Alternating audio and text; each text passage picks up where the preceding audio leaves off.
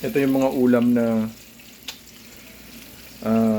ang sarap niyang kainin pero nakakatamad gawin.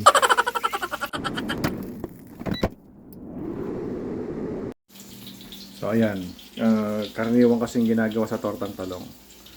Iniihaw siya, tapos babalatan. So dahil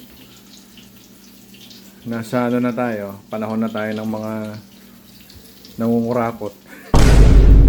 Gumagamit na tayo ng air fryer.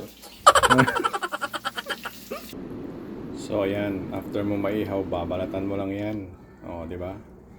Yan yung balat, huwag mo itapon yan, may paggagamitan tayo dyan. Pisil-pisilin mo lang yan, sausaw mo na sa itlog. Ayan, prito mo na.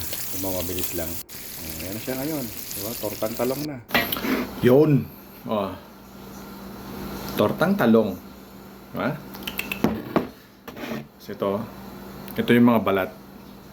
Oh. Try nyo. Huwag kayong magtapon. Alright!